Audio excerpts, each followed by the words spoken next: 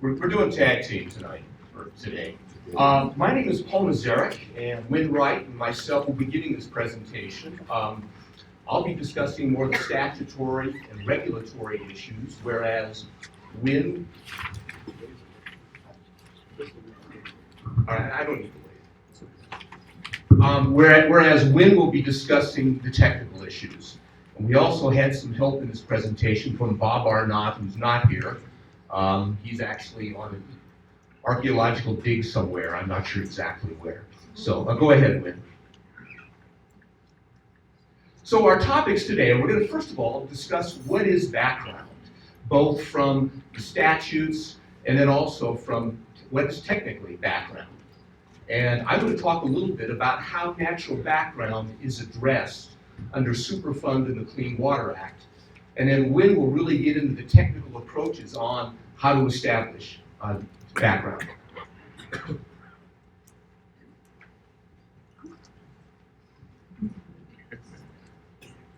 Okay, we're going to start with really the policy definition of background. This comes from a Superfund guidance document. But according to that document, background refers to chemical constituents or locations that are really not associated with a hazardous substance release. And so natural background can include anthropogenic sources. It could be global pollution or some other pollution that's not associated with that release. It also can be naturally occurring. And that's what we're trying to sort out here. It's really where there has been a a hazardous substance that's in the environment that hasn't been disturbed by man, by mining or milling or any other kind of disturbance.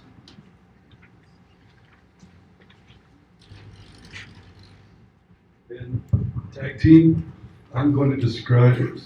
Back. There we go. I'm going to describe the scientific definition. There we go. Right there. Scientific definition of natural background. It's been tossed around. In 1992, Rennell's put out a journal paper that defined natural background. Yet since then, it's been looked upon with disfavor, this term natural background, because of widespread global pollution. Natural variations can be large. Background is not one single determination, and there are value judgments. Whether you're going to use the NCL, the drinking water standard for your standard, or if you're using the aquatic life standards, there are use judgments involved. And the scale and study objectives are really important. So the preferred terms are pre-mining, baseline, and background, preferred by scientists. All right, thanks. So go ahead, Win, with you changing. Oops. All right, there we go. So it's pretty darn clear in Superfund, basically, that Superfund was never intended to apply to naturally occurring contamination. This excerpt is really straight from the statute. And it also means that when EPA embarks on a Superfund cleanup, that it needs to try to determine what is natural background. It also means that the cleanup levels that are established under Superfund process should not be lower than background. I think that's good. Oh, we're back there, same place. Okay, sorry. So the reality is that there are no cleanup standards under Superfund. Superfund really borrows standards from other federal and state laws and regulations. And they're called applicable or relevant and appropriate requirements, or ARRs. And so the bottom line here is that they really shouldn't be below natural background levels. And the reality is that where other risks remain, possibly from natural area-wide contamination, that can be dealt with under other programs. Okay. This is just really a simplified Superfund timeline, and it really doesn't show that much, but what it does show is that the ARRs, or the cleanup standards, really are developed during the remedial investigation and the feasibility study process. And so that's really what it shows. So while they're in the process of doing the site investigation and sorting out what the contamination is, this is where they try to determine what the levels should be. a few notes really on ARs. One is that they're derived from federal and state law, but they're not always directly applicable. In some cases, you see that in a Superfund cleanup, they may try to use maximum contaminant levels for cleanup. And really, those come from the Safe Drinking Water Act and typically only apply to public water systems at the source. ARs may also include really to be considered standards, which are nothing more than guidelines or controls. And there is a waiver provision, so an AR or a cleanup standard that wouldn't be directly applicable to a site, or would be directly applicable to a site, may be waived in certain circumstances where it might be technically impracticable. A little bit about the Clean Water Act. Really, the Clean Water Act is a little different here. It doesn't really explicitly provide for a natural background exception. This actually goal is straight from the statute. It says to restore and maintain the chemical, physical, and biological integrity of the nation's waters. There is a court case from Florida basically saying that the term restore and maintain indicates that Congress, well, there was no intention to actually return or to bring waters to better than they were at background. That's back. We're going backwards, sorry. It's just really fussy. Almost. And really, Peter talked I'll about do this it. water quality standards. Water quality standards can serve as fodder for establishing cleanup levels, whether they're really water quality criteria or maybe even TMDLs. Colorado regulations actually recognize that naturally occurring pollutant levels can be a reason for downgrading a stream and can be used as a factor in establishing numeric standards. I think you're up, Win. Next slide, Keith. Got it. Next slide. Now, I have a lot to cover in 7.5 minutes here. So. There are a number of approaches to determine background. I'm just going to let you read through them real quick, and this will be online. But I'm going to talk about the ones highlighted in yellow here, starting with the next slide. Synoptic sampling is a snapshot in time. And to get a snapshot in time, you typically want to do synoptic sampling over a subbasin during low flow conditions. And during a synoptic or snapshot, we might consider this low flow to be a static or a steady state condition, where we realize mountain streams are never static or in a steady state. So back in the early 90s when we were doing this kind of work, this was what we were using, but we've moved onward to better methods. In a synoptic sampling and mass balance, the dissolved metal load equals flow or discharge of the stream times concentration. And these loads from different sources are added up in an attempt to match metal loads at the outflow of the basin. The problem is that most dissolved metals are not conservative. They'll precipitate from the water column into the sediments, and it's very difficult to get an accurate mass balance. Next slide, please. Another use of the synoptic sampling is to put all these, group them by geology on the diagram on the left. You see where at least amassed in the USGS professional paper, group these samples by geology or hydrothermal alteration. And we can see here that the quartz sericite pyrite, this has massive pervasive alteration in this QSP alteration. And some of these concentrations of zinc, as we see on the left, are comparable to those sites from the mines. And on the right, we can also group these sites by watershed. So this one on the left, these blue squares are from the Animas Basin. And this category 1 and 2, those are what we call background sites. So here we're comparing category 1 and 2 to the Animas River at 868 at the mouth of the basin, comparing that to mine drainage from the Animas. And in the middle one here is Cement Creek, and you can see Cement Creek at C48. It lies somewhere between the mining signature and the background signature, which you would expect. Next slide, please. Another approach, EPA came up with a method to statistically describe your background sources by doing sampling outside of your area of potential effect. And these EPA's methods are typically based on a defined plume or a defined area of concern, an AOC, or an APE, an area of potential effect. What they would do is do some sampling of sites outside of your area of potential effect, and then do a group these by and do a statistical analyses where you could do the upper confidence limit, and this would be showing the UCL 95. And so you're basically locking off some of your outliers, and this UCL 95 could typically be negotiated between the parties, whether you're going to talk about a UCL 90 or UCL 95 or a UCL 98. Those things are usually negotiated in the process. Next slide, please. Okay, the stable isotopes of oxygen and sulfur. We used these. Kirk Dorsham had an idea back in the early 90s that the oxidation of sulfide minerals in an open mine environment would have a different signature than sulfide mineral oxidation in a natural background environment. And so after many years of collecting data, this was published in the USGS professional paper, and it clearly shows that the open circles, being the background sites, they're separated somewhat by compared to the closed circles, which are the mine sites. Now on the x-axis of this is the delta O18 of sulfate, and on the y-axis is the delta S34 of sulfate. And so we see these different parameters here.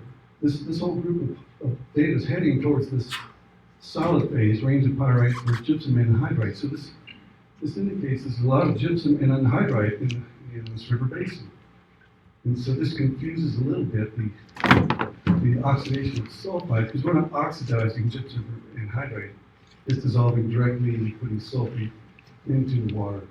And so looking at this diagram on the right, if you group these, we can see they do fall separately, and we still don't know exactly the mechanisms involved.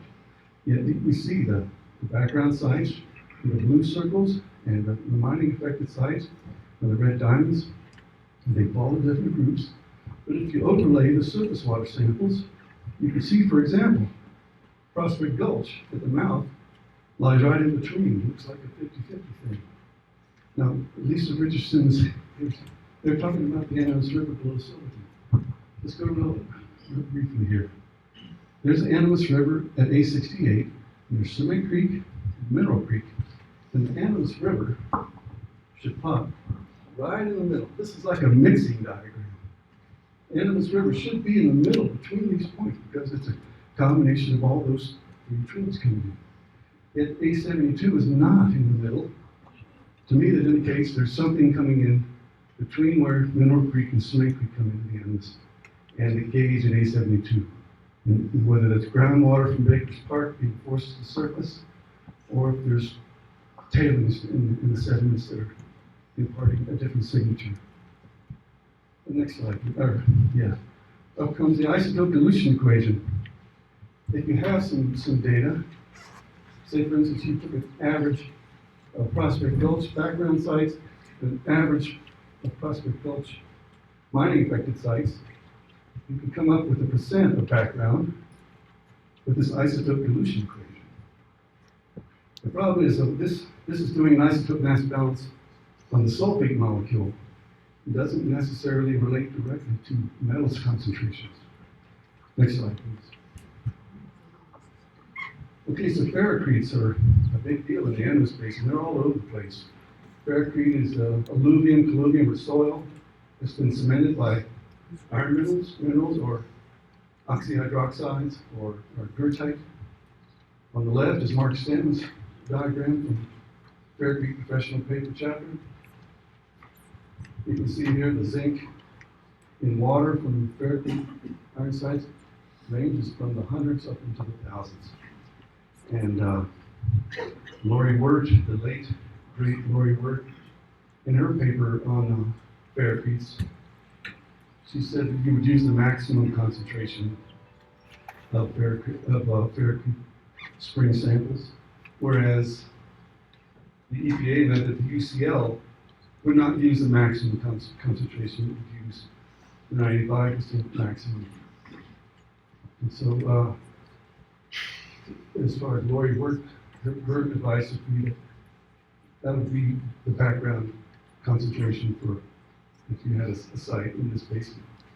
And on the right, David Nimick up in Montana came up with a method to do iron-copper concentration ratios in the Ferricrete samples. And that's a promising method. Next slide. And so this is an iron spring at the bottom of Prospect Gulch we call the red chemotroph. And this is unaffected by mining, so you can use this as a direct analog of concentrations to be expected in this particular area. Next slide, please. Okay, probably the most accurate, most quantitative is the stream tracer injection tests, mass loading studies, and stream reactive transport modeling. So this is a result from Brian Kimball doing a tracer test in Cement Creek. On the x-axis is the distance from the injection site up near the South Fork. And down here would be the mouth of Cement Creek. And you sample the inflows, you sample the in-stream, and you total up the cumulative loads. And this is the cumulative inflow load from the stream teams sampling all the inflows. You sum up the inflow loads, and this is the actual in-stream load. And Brian Kimball would say that this is the unsampled load, and somewhere in this unsampled load is a background signature. How much of it? We're not exactly sure, but next slide. Rob Runkle with the USGS, he developed a computer model that he can apply a computer model to this tracer curve. What he would do is, for instance, take out the late A tailings, take out the Anglo-Saxon mine, and see how this curve would change in the model if you take out a mining site. And that's the current approach that the USGS is going to use.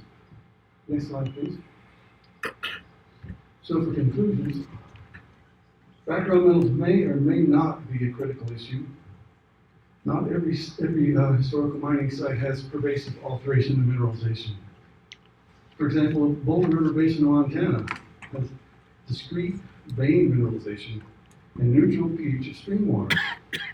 And the background might need to be addressed, but it's not going to be a big concern. On the other hand, the Upper Endless River Basin has widespread pervasive mineralization. We would expect this to be a problem. But according to Kurt Nordstrom, USGS researcher emeritus, multiple approaches are necessary. Next slide. I guess we've stopped, right, officially? Really, this is just our final thoughts and recommendations. You can see those probably online. So, any questions? Go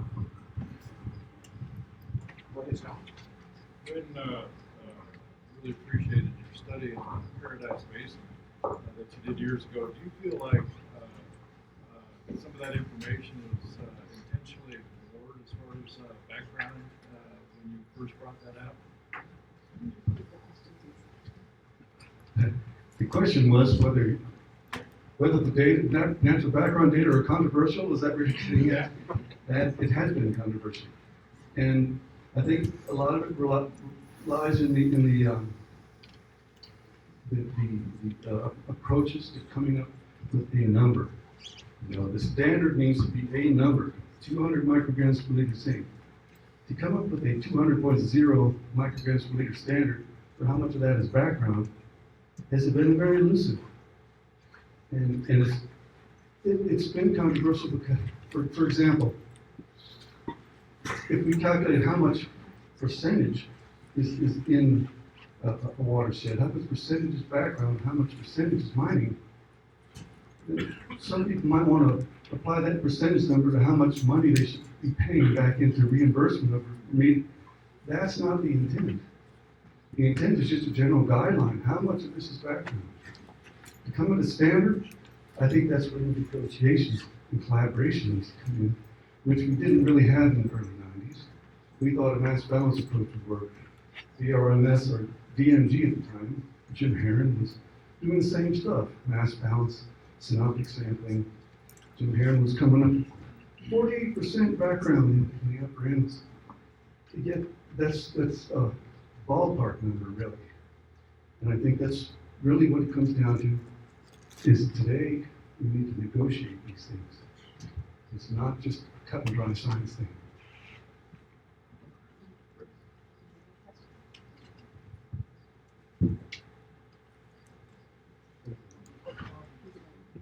Talking about two types of background, anthropogenic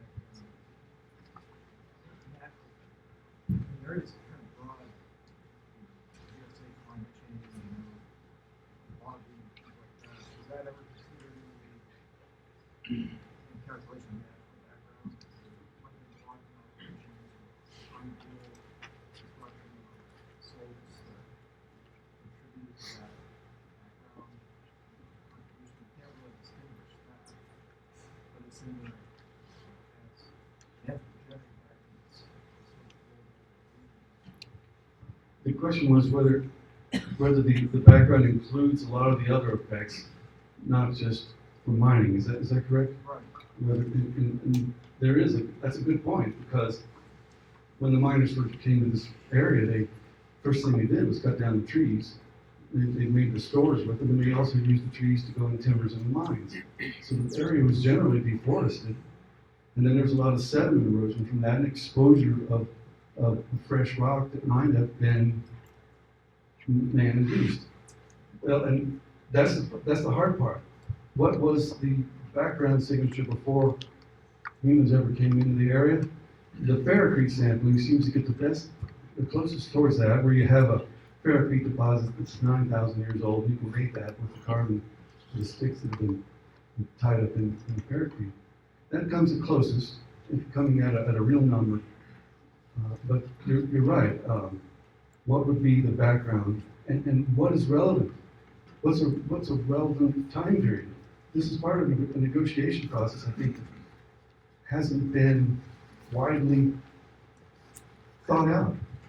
How do you negotiate? What's the time period when you start saying background begins here? I think it's all process by process, basin by basin, negotiations, multiple approaches.